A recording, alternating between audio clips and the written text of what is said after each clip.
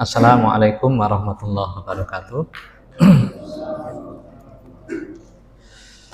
Innal hamdalillah nahmaduhu wa nasta'inuhu wa nastaghfiruh wa na'udzu billahi min shururi anfusina wa min sayyiati a'malina may yahdihillahu fala mudhillalah wa may yudlilhu fala hadiyalah. Asyhadu an la ilaha illallah wahdahu la syarikalah wa asyhadu anna Muhammadan abduhu wa rasuluhu la nabiyya ba'dah. Ini semua sama dengan niat kehendak ya.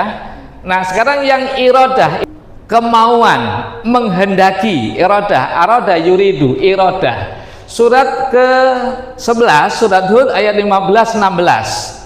Mangkana yuridu. Nah, di situ pakai yuridu Pak dalam ayat itu. Mangkana yuridul hayatad dunya wa zinataha. Barang siapa yang menghendaki, bercita-cita tujuan hidupnya untuk hayatad dunya wa zinataha, yaitu dunia dan seisinya, apa kata Allah? Nuwafi ilaihim a'malahum fiha. Allah akan dikasih oleh Allah. Orang yang hidupnya hanya untuk dunia saja, Allah akan dikasih. Dia berusaha, dia jualan, laris, ya kan? Karena itu tujuan hidupnya. Dia bekerja, dapat. Pokoknya mudahlah, dimudahkan oleh Allah. Nuwafi, wafi itu artinya apa? Dipenuhi oleh Allah. Walaupun dia kafir, walaupun dia maksiat kepada Allah, walaupun dia jauh kepada Allah, walaupun dia hanya untuk itu tujuan hidupnya, nggak ada sedikit pun hubungannya kepada Allah, Allah nuwafi, Allah akan memberikan ilahim a'malum fiha wa hum fiha la yubkhasun. Di dunia mereka la yubkhas, tidak dirugikan, tidak akan dikurangi Pak. Kalau dia menjadi pegawai misalnya gajinya sekian, nggak dikurangi gajinya itu. Akan tetapi kata Allah, ulaika salam fil akhirati ilanar, akan tetapi di akhirat orang yang tujuan hidupnya itu untuk dunia, di akhirat tidak mendapatkan apa-apa kecuali neraka. Itu kata padanan di dalam Al-Quran. Kemudian kata-kata niat atau padanan, persamaan niat di dalam hadis sekarang. Contohnya lain gini Pak. Yahlikuna mahlikan wahidan wa yasduruna masodira syatta yab'asumullahu ala niyatim. Jadi gini, satu contoh, ada musibah besar, anggaplah tsunami atau gempa yang meninggal banyak. Di situ ada pencuri, ada penjudi, ada narkoba, ada ustadznya, kok semua meninggal. Ada orang baiknya dan seterusnya lah. Semua meninggal ada di situ. Dikuburkan di tempat yang sama. Nah, nanti di akhiratnya gimana Pak? Akan dibangkitkan oleh Allah sesuai dengan niatnya masing-masing. Jadi beda-beda niatnya masing-masing. Baik. Kemudian hadis yang lain, ini yang berkenaan tentang niat. Nah, ini hadis dari Zaid bin Sabit, yaitu tentang himmah, hamun Pak. Hamun, kalau tadi hamad itu apa Pak? Hamad bihi wa hamma biha. Apa arti hamad tadi Pak? Kehendak, keinginan. Zulaikha punya keinginan kepada Yusuf, Yusuf punya keinginan kepada Zulaikha, dan itu normal. Makanya ayat itu laula an ra'a burhana rabbih, seandainya Yusuf tidak melihat burhan dari Allah, sudah terjadi.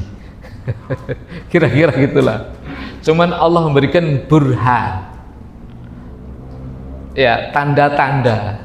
Nah, dalam hari ini para ulama berbeda apa itu burhannya. Ada yang mengatakan dia seakan-akan melihat Allah, orang tua. Jadi dia teringat orang tuanya. Sob, kau anakku, anak seorang nabi, malu, kau begini dan seterusnya. Maka sering saya sampaikan bahwa Pak dan Ewan rahimahullah, dalam pendidikan anak, Kalau anak-anak kita yang jauh dari orang tua sudah bisa seperti itu, sukses. Kayak Yusuf. Artinya apa? Misalnya lah kuliah jauh. Kalau anak saya kuliah di Banda Aceh atau di mana lah, di sana mau berbuat maksiat. Mau berbuat maksiat, ingat, oh, Abi nasihati saya seperti, nggak jadi. Ingat nasihat Abi. Lihat nasihat ayahku. Oh, ayahku pernah melarang seperti ini, pernah seperti ini. Akhirnya nggak jadi maksiat. Itu berarti sukses. Ya, sudah masuk berarti dalam hatinya. Jangan di depan, apalagi jauh, Pak. Loh, bapaknya di depan, di belakang sudah lain. Gitu kan. Wah, itu anak-anak sekarang kan gitu, gak banyak kayak gitu. Di depan di abinya karena takut marah gitu. Nanti di belakang di situ sudah lain dia buat itu. Bapakku nggak nengok aja kok. Ini perlu, jangan-jangan bapaknya suka marah, sedikit marah. Akhirnya apa? Anak itu takut berbuat maksiat karena takut dimarahi, bukan imannya, bukan ditata. Padahal seharusnya kalau yang tadi mau berbuat maksiat, ingat Nabi Yusuf begitu, digoda Zulaikha yang sudah siap, Pak. Nah, waktu seperti itulah Nabi Yusuf melihat burhan dari Allah. Dia mampu, ya, melihat burhan, mampu bisa mengusir maksiat itu. Baik, dalam hadis yang tentang hama, Rasulullah SAW mengatakan, man kanatid dunya hammahu, barang siapa yang menjadikan dunia hammahu, tujuan hidupnya. Barang siapa yang menjadikan dunia sebagai tujuan hidupnya, farraqallahu alaihi amrahu. Masya Allah, ada 3 di sini, Pak. Ya, saya tulis ini ya. Ya, perbedaan orang yang tujuan hidupnya dunia dan akhirat. Ini himmah, himmatun, tujuan hidup. Pertama adalah dunia. Orang yang tujuan hidupnya dunia, dan yang kedua adalah akhirat. Nah, dunia, orang yang menjadikan dunia, maka kata Rasulullah, farraqallahu amrahu, farraqallahu alaihi amrahu. 1. Oh, saya buat gini, Pak, biar saya sukanya gini-gini, Pak, pakai farraqallahu alaihi amrahu. Yang kedua, Allah selalu menampakkan kefakiran. Mana tadi, Pak? Ja'ala faqrahu baina ainaihi. Ja'ala faqrahu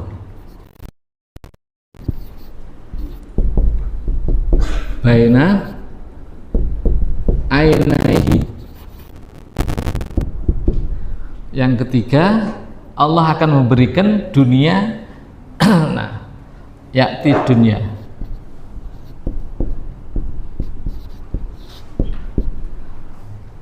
Jadi, Pak, orang yang keinginan hidupnya hanya untuk dunia, maka akan 3 hal, kata Rasulullah. Yang pertama, farraqallahu alaihi amrahu, Allah akan mencerai-beraikan urusan hidupnya. Memang banyak kali masalahnya. Mungkin perusahaannya banyak, di sana, tapi di sana bermasalah, di sini bermasalah, di sini Masya Allah, pening, masalah semua.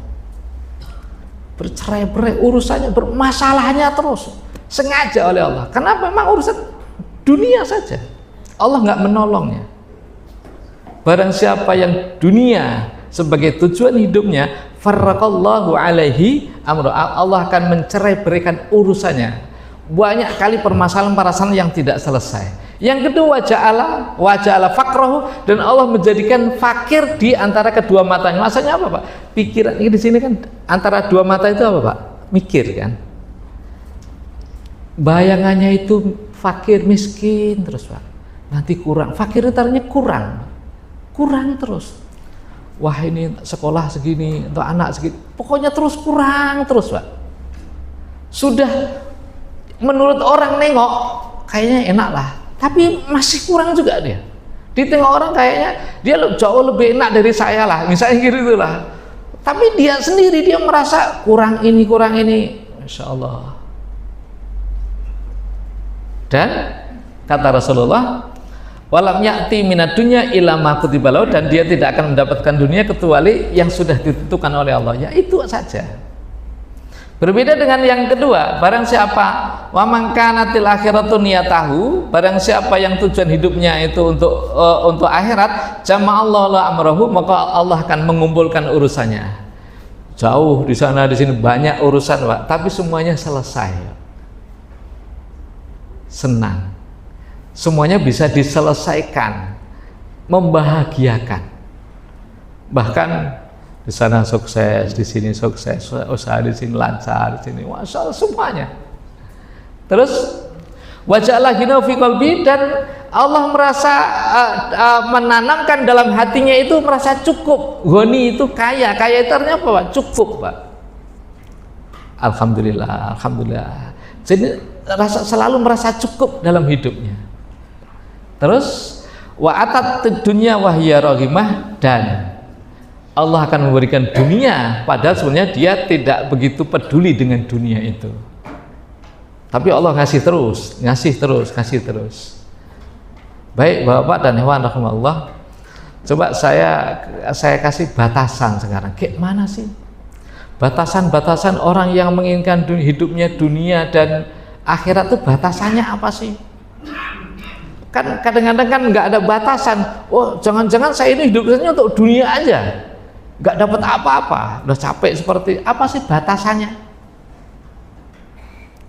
Apa kira-kira batasannya Pak? Wow itu dunianya apa, dunia tok itu yang ada di kepalanya dunia aja. Padahal dia juga sholat, dia juga infak, dia bersedekah, dia membaca Quran, dengan kerja sibuk pagi sampai sore. Apakah itu pikirannya dunia aja? Apakah seperti itu? Nah ada dua riwayat, walaupun Albani memang mendoifkan hadis ini Pak. Yang pertama, Rasulullah mengatakan, man talabad dunya, barang siapa yang mencari dunia haraman. Nah ini batasannya Pak, batasan dunia.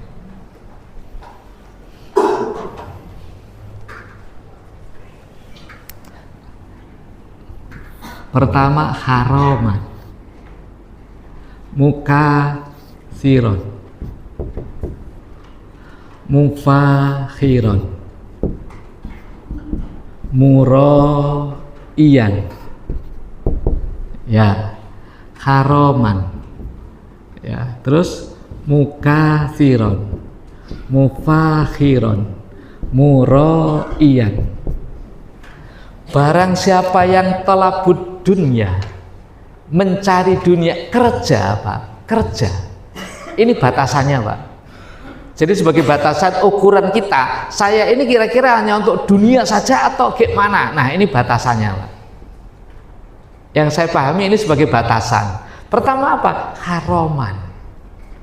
Barang siapa yang kerjanya tidak memperhatikan halal haram, yang penting dapat.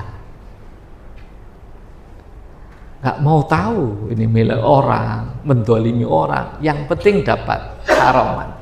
Mukasiron, berlomba-lomba, yang penting banyak.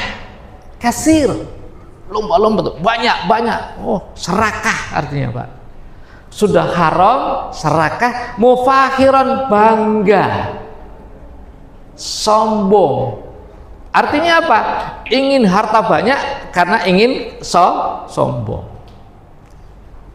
Muraiyan, ria. Ini batasannya. Kerjanya haram. Nah sekarang kalau yang baik halalan. halalan. Terus istighfafan.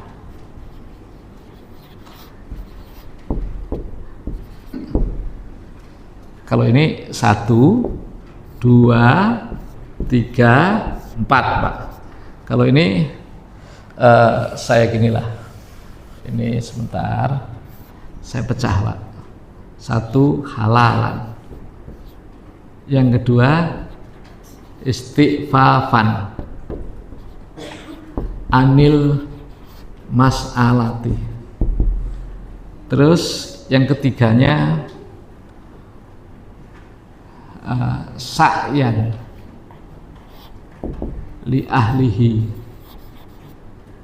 Yang keempatnya ta'atufan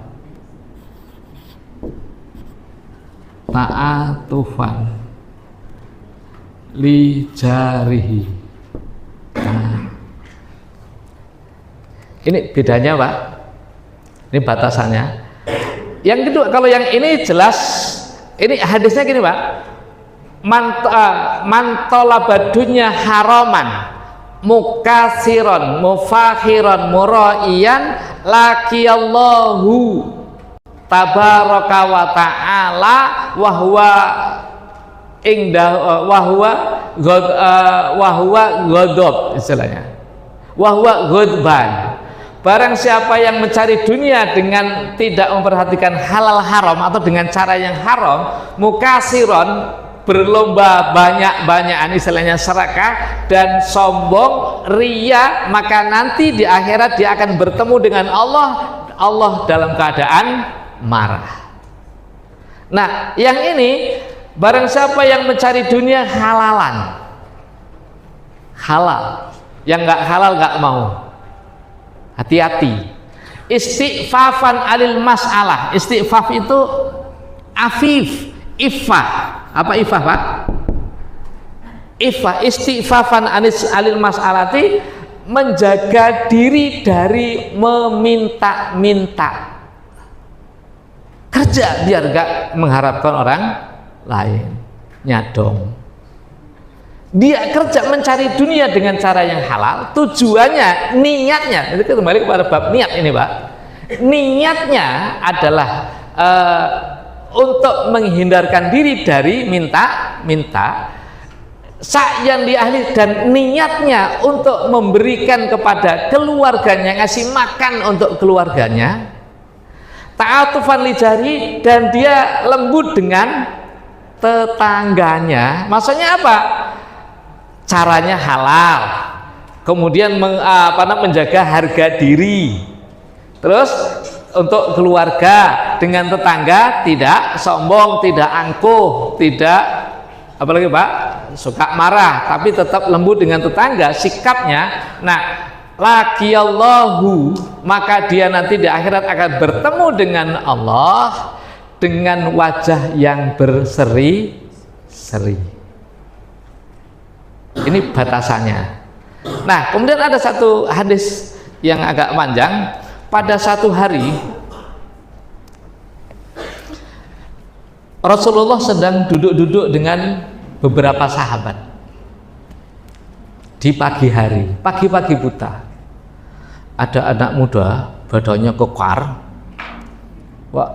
kekar, terus kuat. Pagi-pagi udah keluar dia untuk kerja. Para sahabat bilang, seandainya dengan kekuatannya, dengan kekerannya, apa, Pak? Kekar tadi. Dengan kuatnya, dengan besarnya itu digunakan fisabilillah, dia itu bagus sekali. Apa kata Rasulullah? La taqulu hadza. Kalian nggak boleh kayak gitu. Jadi seakan-akan para sahabat ini menganggap orang yang kerja itu bukan fisabilillah. Rasulullah menjawab, nggak boleh kayak gitu. Nah, ada beberapa batasan juga dalam hadis ini. In kana sa'yuhu linafs ala nafsihi, liyakuffaha adil mas'alati. Ini dengan baik-baik, Pak.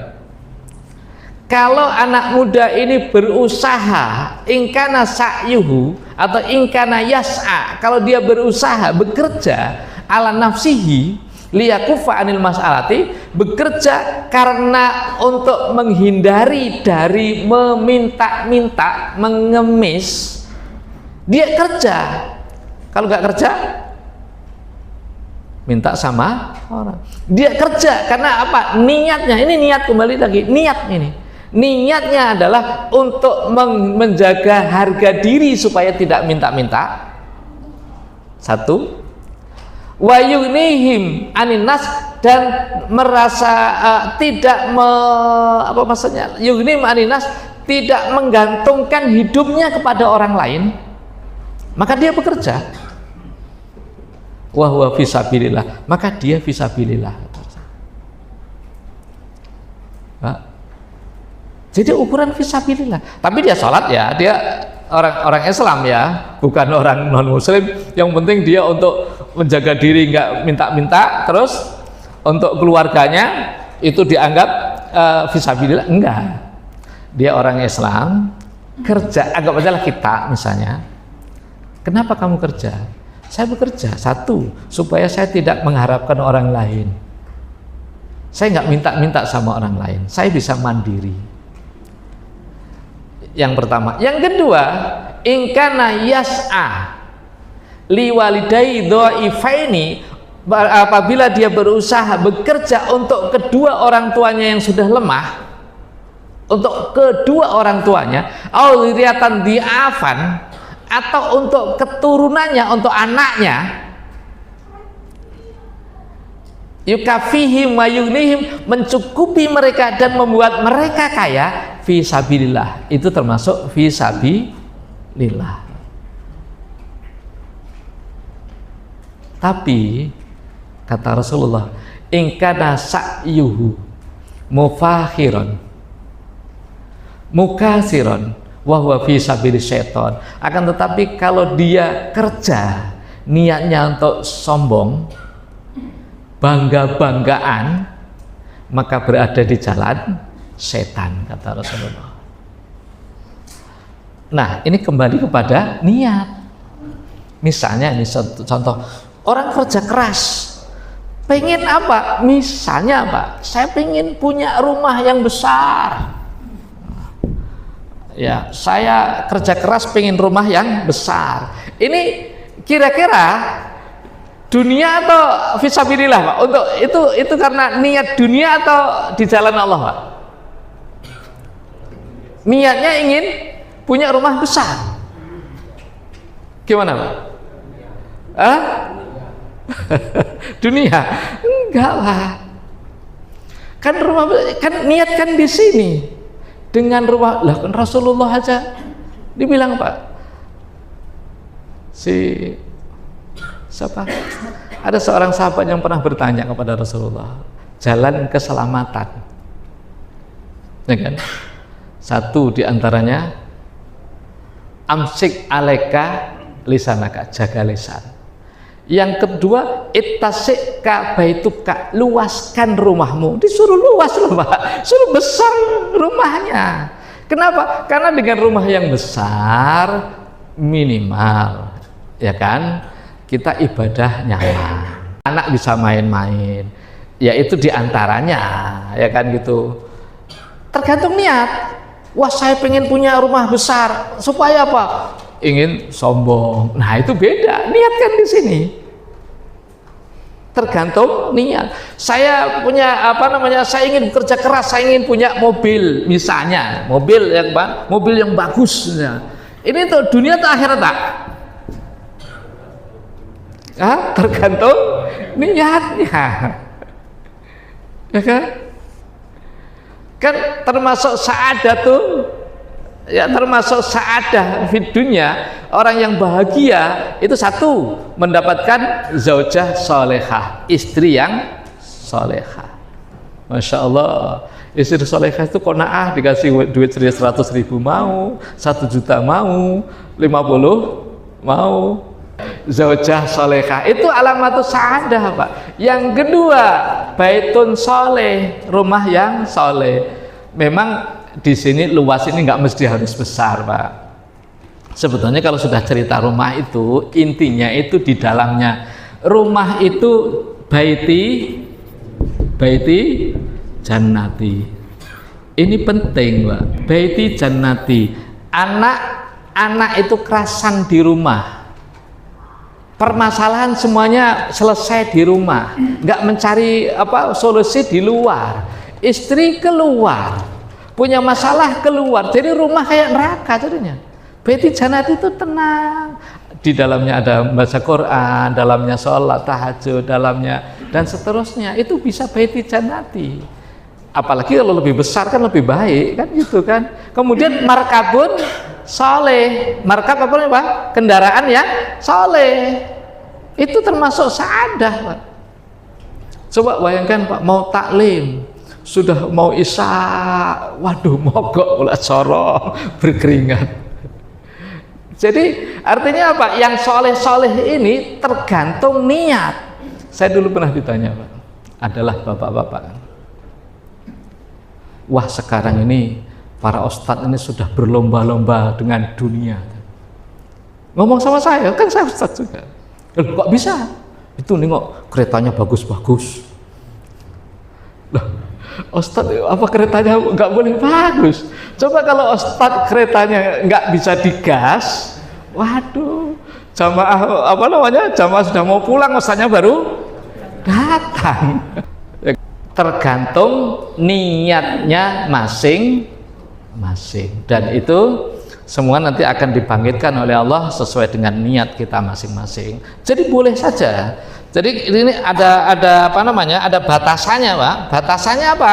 Nah, kalau yang cara kerjanya nggak memperhatikan halal haram, kemudian akhirnya ibadahnya juga nggak jelas, maka dalam hadis qudsi Pak, ya ibna Adam, tafarraq li ibadati.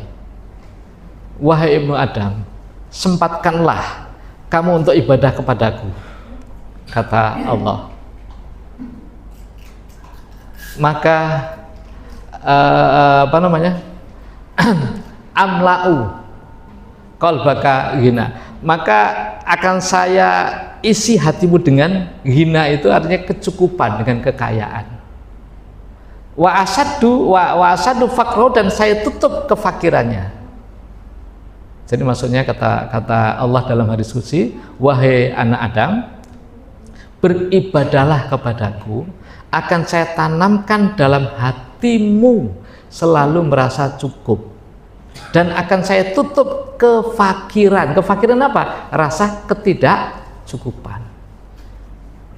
Wa ilam taf'al, tapi kalau kamu nggak mau ibadah kepadaku, malaktu kasuglan, maka akan saya berikan kamu dengan kesibukan, sibuk terus Pak. Kalau kamu nggak mau ibadah kepadaku, kata Allah dalam hadis ini, ya malaktu suglan, akan saya penuhi dengan kesibukan, terus sibuk. Memang ibadah kali dia, wah orang super sibuk, sehingga dengan kesibukan itu ya ibadahnya nggak jelas akhirnya. Walam asud, ya fakrkan, dan tidak saya tutup kefakirannya. Baik, saya rasa demikian para bapak dan ikhwan rahimakumullah, cukup ya.